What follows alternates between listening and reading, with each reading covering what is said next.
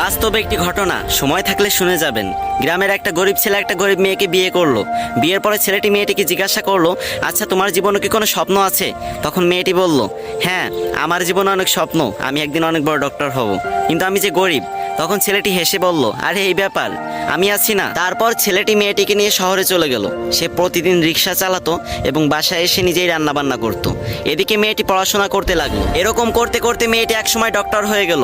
ছেলেটি এই খবর শুনে খুশিতে আত্মহারা হয়ে গেল এবং সে সেই ছেঁড়া কাপড় পরেই মেয়েটির সাথে দেখা করতে চলে গেল। মেয়েটি যখন তার বন্ধু বান্ধব নিয়ে কলেজ থেকে বের হচ্ছিল, তখন ছেলেটি সবার সামনে গিয়ে মেয়েটিকে বলল, জানো আজকে না আমি অনেক খুশি, আজকে তুমি ডাক্তার হতে পেরেছো। তখন মেয়েটির বান্ধবীরা জিজ্ঞাসা করলো, এই এ কে রে?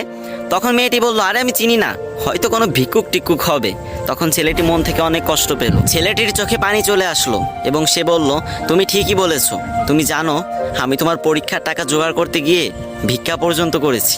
আজ তুমি আমাকে চিনতে পারতেছো না? আমি তোমার স্বামী। এ কথা বলার সাথে সাথে মেয়েটি ছেলেটিকে একটা থাপ্পড় মেরে দিল এবং বলল, তোর সাহস তো কম না, তুই তখন থেকে যা ইচ্ছা তাই বলে যাচ্ছিস, আর আমি একটা ডাক্তার, তোর মতো ফকির আমার স্বামী হতে যাবে কেন?